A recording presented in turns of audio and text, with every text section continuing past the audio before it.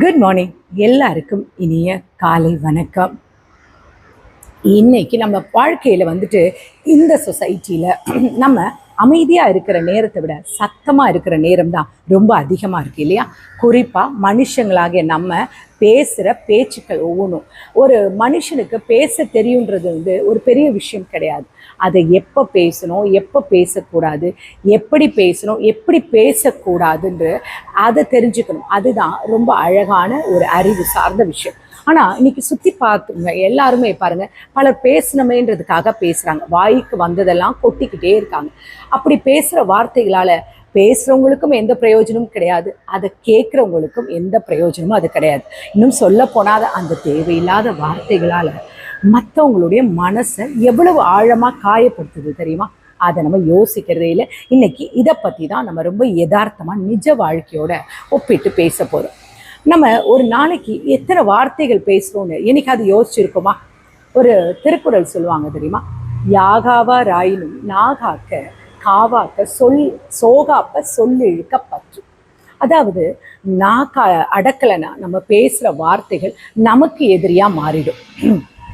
இப்போ சொசைட்டியில் என்ன நடந்துட்டுருக்குன்னா, 4 பேர் ஒன்றா உட்காந்துக்கிட்டு அங்கே பிரயோஜனமான விஷயங்களை பேசுகிறத விட அடுத்த வீட்டில் என்ன நடக்குது, அவன் ஏன் அப்படி போனான், அவங்க வீட்டில் ஏன் இப்படி போச்சு, அவள் இப்படி ஏன் போனான், அவளுக்கு இதெல்லாம் வேணும், அது இதுன்னு சொல்லிட்டு தேவையில்லாத காசிப் பேசிக்கிட்டே இருக்கிறது தான் ரொம்ப அதிகமாக இருக்குது. சரி, நேராக பேசுகிறத விடுங்களேன். இப்போ சோஷியல் மீடியாவில் போயிட்டு அதுலேயும் உட்காந்துக்கிட்டு ஒரு தேவையில்லாத ஒரு நேரடி, அதாவது ஒரு லைவு இல்லை ஏதோ ஒரு வீடியோ, ஒரு ரீல்ஸ், எது மூலமும் அவங்களுக்கு சம்மந்தமே இல்லாத விஷயத்தை மற்றவங்கள பற்றி ஏதாவது ஒன்று பேசிக்கிட்டே தான் இருக்காங்க. அது உண்மையாக போய் அதை பார்க்குறவங்களும் யோசிக்கிறது கிடையாது. அவங்களும் அந்த மாதிரி ஆட்களுக்கு ஒரு இன்டைரக்ட் சப்போர்ட் பண்ணுறாங்க. இந்த மாதிரி பேசுறதால என்ன லாபம்? ஒரு பைசா பிரயோஜனம் இருக்கா? உண்மையாக சொல்லப்போனால் சிலருக்கு இந்த சோஷியல் மீடியாவில் பேசும்பொழுது அவங்களுக்கு பிரயோஜனம் இருக்குது. ஏன்னா சோஷியல் மீடியாவில் ஒரு கூட்டம் மக்கள் இருக்காங்க. ஏன்னா அடுத்தவங்களுடைய பெட்ரூமை எட்டி பார்க்குற ஒரு குரூரமான புத்தியுள்ள மனிதர்கள் இருக்காங்க. ஸோ அந்த மாதிரி ஆட்களை அவங்க வளர்த்து விட்டுறாங்க. ஆனால் நம்ம ரியல் லைஃப்பில் நம்ம மற்றவங்க கூட தொடர்ந்து பழகும்போது நமக்கு அதில் ஒரு பிரயோஜனம் இருக்கா? கிடையாதுங்க. நம்முடைய நேரம் வீணாகுது, நம்முடைய எண்ணங்கள் அசுத்தமாகுது. சும்மா பொழுது போகலைனாலும் நம்ம பேசுகிற பேச்சு அடுத்தவங்களுடைய நிம்மதியை கெடுக்குது. கத்தி எடுத்தவன் கத்தியால் தான் சாவான்னு ஒரு பழமொழி இருக்குது. அதே மாதிரி தாங்க, கத்தியை விட கூர்மையான ஆயுதம் என்ன தெரியுமா? இந்த நாக்கு தான். இந்த நாக்கால் நம்ம பேசுகிற வார்த்தைகள், அதாவது கத்தியான வெட்ட காயமோட ஆறி போயிடும்.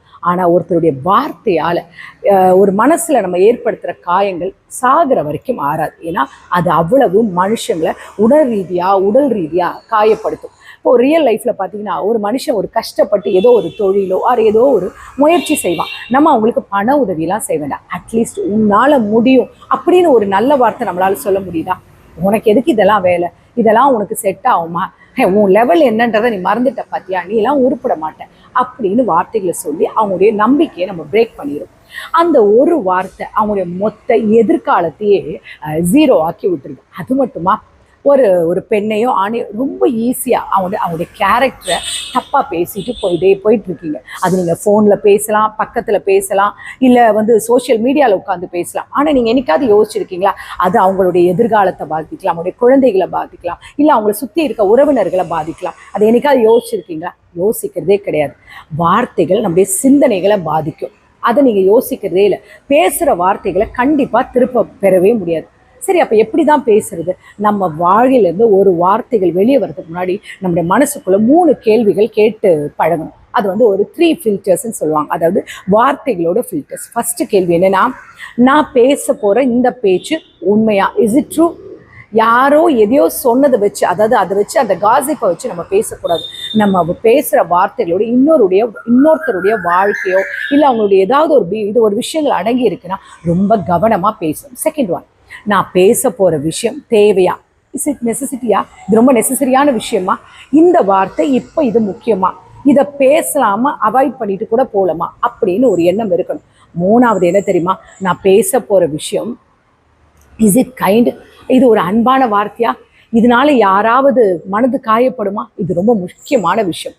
நம்ம பேசுகிற வார்த்தைகளை மற்றவங்களுக்கு இதனால யூஸ் இருக்கா? இல்லை இந்த வார்த்தைகள் அவங்க கேட்கும் பொழுது அவங்க மன உளைச்சலுக்குள்ள ஆவாங்களா? அவங்களுடைய வாழ்க்கையில் ஏதாவது பாதிப்பு வருமா? இதனால 4 பேர் அவங்கள தவறாக பேசுவாங்களா? அப்படின்னு நீங்கள் பேசுறதுக்கு முன்னாடி யோசிக்கணும். நம்முடைய வார்த்தை அவங்கள நோகடிக்குமான்றதை யோசிக்க கற்றுக்கணும். இந்த 3 ஃபில்டர்ஸையும் தாண்டி ஒரு வார்த்தை வெளியே வந்துச்சுன்னா அந்த பேச்சு உண்மையாகவே அது எப்படி சொல்கிறது, கண்டிப்பாக அது பிரயோஜனமாக இருக்கும். சரி, இனிமேல் நம்ம வாழ்க்கையில் இதை எப்படி அப்ளை பண்ணுறது? நம்ம வாழ்கிற இந்த சொசைட்டியில், இந்த ஃபேமிலியில், இல்லை நம்ம பிள்ளைகள்கிட்ட எப்படி நடக்கும்? நம்முடைய குடும்பம் எடுத்துக்கோங்களேன். நம்ம வீட்டுக்குள்ளே நுழையும் போதே அன்பான வார்த்தைகளை பேச கற்றுக்கணும். ஆஃபீஸ் டென்ஷன் ஆர் உங்களுக்கு வெளியில் உள்ள ஏதோ ஒரு பிரச்சனையோ கோபத்தையோ வீட்டில் இருக்கிற கணவன் ஆர் மனைவி ஆர் பிள்ளைகள் மேலே கொட்டக்கூடாது. இன்றைக்கி நாள் எப்படி போச்சுன்னு கேட்கும் பொழுது அந்த அன்பான வார்த்தையில் இருக்கிற பிரயோஜனம் நீங்கள் 1000 ரூபாய் கொண்டு வந்து கொடுக்குற பொருளில் கூட இருக்காது. புரியுதா? 2வது, நம்முடைய பிள்ளைகள்கிட்ட நம்ம பேசும்போது ரொம்ப கவனமாக இருக்கு. ஏன்னா குழந்தைகள் நம்ம அப்படியே அப்சர்வ் பண்ணிடுவாங்க. நம்ம அவங்களுக்கு ஒரு மிரர் மாதிரி இல்லையா?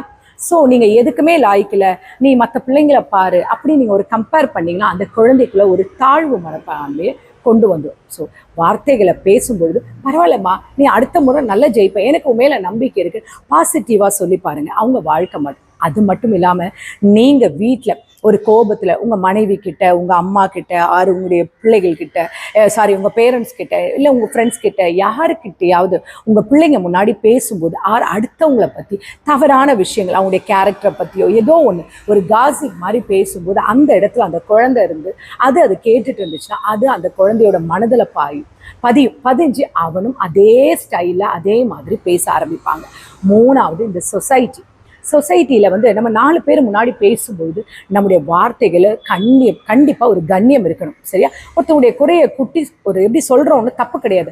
ஆனால் அது சொல்கிறதுக்குன்னு ஒரு முறை இருக்குது. தனிமையில் கூப்பிட்டு அன்பாக சொல்லணும். ஆனால் 4 பேர் முன்னாடி அவமானப்படுத்துகிற மாதிரி பேசக்கூடாது. மற்றவங்களுக்கு உதவ முடியலனாலும் உபத்திரவம் பண்ணாமல் இருக்கணும். மற்றவங்களை காயப்படுத்தாமல் இருக்கிறது தான் பெரிய மனிதத்தன்மை தான். பேசணுன்றதுக்காக உட்கார்ந்துக்கிட்டு எதையாவது பேசி அளந்துக்கிட்டு இருக்கக்கூடாது. உண்மைக்கு புறம்பான விஷயங்களை நீங்க 10 பேர் முன்னாடி ஒரு தனிப்பட்ட நபரை பத்தி பேசுறீங்கன்னா அதுக்கு என்ன அவசியம் இருக்கு? அந்த தனிப்பட்ட நபர் எந்த விதத்திலேயாவது நீங்க பேசுற இந்த கேட்க போற இந்த நபர்களுக்கு ஏதாவது ஒரு விதத்துல ரிலேட்டடா இருக்காங்களா? இல்ல நீங்க பேசுற விஷயம் அந்த தனிப்பட்ட நபருடைய வாழ்க்கையை மாற்ற போதா? இல்லையா? அவரை நீங்க காயப்படுத்துறீங்க.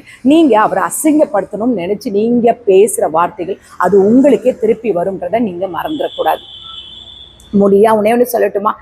நான் ஒன்னே தான் சொல்லுவேன் ஃப்ரெண்ட்ஸ். என்னன்னா, நம்ம பேசுகிற வார்த்தைகள் ஒவ்வொருத்தருக்கும் அது ஒரு மருந்து மாதிரி இருக்கும். அது ஒரு நாளும் அவங்களை அழிக்கிற கத்தியாக இருக்கக்கூடாது. இனிமே உங்கள் வாயிலேருந்து வர ஒவ்வொரு வார்த்தைகளும் மற்றவங்களுக்கு பிரயோஜனமாக இருக்கட்டும், மற்றவங்கள வாழ வைக்கிற மாதிரி இருக்கட்டும். உங்களுடைய வேர்ட்ஸில் ஒரு ஸ்மைல் உண்டாகணும். நீங்கள் உங்கள் பேச்சை கேட்கும்போது சந்தோஷம் வரணும். நீங்கள் பேசுகிற வார்த்தைகள் காயப்படுத்துகிற மாதிரி இருக்கக்கூடாது. இவ்வளோ நேரம் நான் பேசுகிறத நீங்கள் கேட்டீங்க இல்லையா? அப்போ நான் சொன்ன வார்த்தைகளில் நல்லது இருக்கா கெட்டது இருக்கான்னு உங்களுக்கு புரியுதா? இதனால் உங்களுக்கு ஒரு நன்மை வரும் நீங்கள் நினைக்கிறீங்களா? அதே மாதிரி தான் நீங்கள் பேசுகிற வார்த்தைகள் மற்றவங்களுக்கு எந்த விதத்துலையும் காயப்படுத்தக்கூடாது, உபயோகமாக இருக்குமா அப்படின்றது யோசிச்சுட்டு பேச கற்றுக்கோங்க. நீங்கள் பேசுகிற வார்த்தை தான் அவங்க வாழ்க்கையை இனிமையாக்கும். நீங்கள் என்னது மற்றவங்களுக்கு சொல்கிறீங்களோ அதுதான் உங்களுக்கு நடக்கும். நீங்கள் ஒருத்தவங்களை பற்றி தவற காயப்படுத்தணும்னு பேசுகிறீங்க, ஒருத்தரை கேரக்டரை நீங்கள் தப்பாக பேசுகிறீங்க, ஒருத்தவருடைய பற்றி ஏதோ ஒன்று உங்களுக்கு பேசுகிறோமேன்றதுக்காக நீங்கள் அந்த இடத்துல பெரிய ஆளாக காட்டணுன்றதுக்காக நீங்கள் தவறாக பேசும்பொழுது அதே ஆயுதம் உங்கள் பக்கமும் திரும்பும். நீங்கள் நினைக்காத நீங்கள் நம்பின யாரோ ஒருத்தர் அதே வார்த்தைகளால் அதே செயல்களால் உங்களை காயப்படுத்தி உங்கள் சமுதாயத்திலேயோ உங்கள் குடும்பத்திலேயோ உங்கள் நண்பர்கள் முன்னாலேயோ உங்களை தலைகுனிக வைப்பாங்கன்றதை நீங்கள் மறக்கக்கூடாது. வார்த்தை ரொம்ப அழகானது. அந்த வார்த்தை ஒருத்தரை குணப்படுத்தவும் முடியும், ஒரு காயப்படுத்தவும் முடியும். மறுபடியும் சொல்கிறேன், உங்கள் வார்த்தை இனிமையாக இருந்துச்சுன்னா உங்களுடைய வாழ்க்கையும் இனிமையாக இருக்குன்றதை மறந்துடாதீங்க. ஸோ இன்னையிலேருந்து நீங்கள் பேசுகிற வார்த்தைகள் உபயோகமானதாக இருக்குதா, மற்றவங்களை காயப்படுத்தாததாக இருக்குதான்றதை பேச பழகிக்கோங்க. வீட்லேயும் சரி வெளியிலையும் சரி யார்கிட்ட பேசினாலும் வார்த்தைகளில் கவனம் வச்சுக்கோங்க. நம்முடைய வார்த்தை தான் நம்மளுடைய தரத்தையும் மற்றவங்களுக்கு காட்டுன்றதையும் முக்கியமான விஷயம், அதையும் மறந்துடாதீங்க. இந்த நாள் உங்களுக்கு நாளாக இருக்கணும் கடவுளை வேண்டிக்கிறேன். Take care, bye bye, love you all.